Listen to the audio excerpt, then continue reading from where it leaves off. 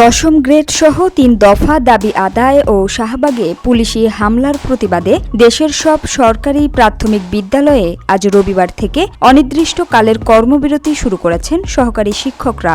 ফলে সারা দেশের প্রায় ৬৫,০০০-এর বেশি বিদ্যালয়ে পাঠদান কার্যক্রম বন্ধ রয়েছে।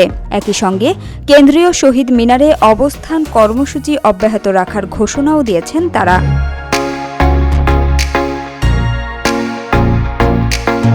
গতকাল শনিবার সন্ধ্যা ৬টার দিকে কেন্দ্রীয় শহীদ মিনারে আয়োজিত সংবাদ সম্মেলনে প্রাথমিক সহকারী শিক্ষক সংগঠন ঐক্য পরিষদের আহ্বায়ক ও প্রাথমিক বিদ্যালয় সহকারী শিক্ষক সমিতির কেন্দ্রীয় সভাপতি শামসুদ্দিন মাসুদ এ ঘোষণা দেন।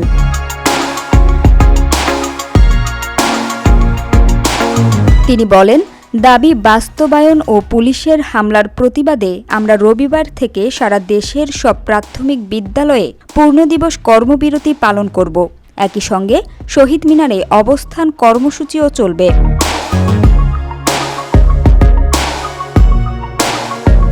এর আগে বিকালে রাজধানীর শাহবাগে শিক্ষকদের কলম বিসর্জন কর্মসূচিতে পুলিশ সাউন্ড গ্রেনেড, টিয়ারশেল ও রাবার বুলেট নিক্ষেপ করলে বহু শিক্ষক আহত হন।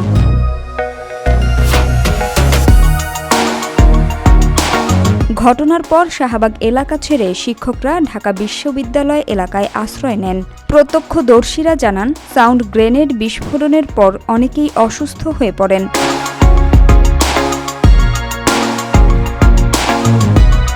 শিক্ষকদের ৩ দফা দাবি হল: সরকারি শিক্ষকদের দশম গ্রেডে বেতন প্রদান, উচ্চতর গ্রেডের জটিলতার স্থায়ী সমাধান এবং সহকারী শিক্ষকদের শতভাগ বিভাগীয় পদোন্নতির নিশ্চয়তা।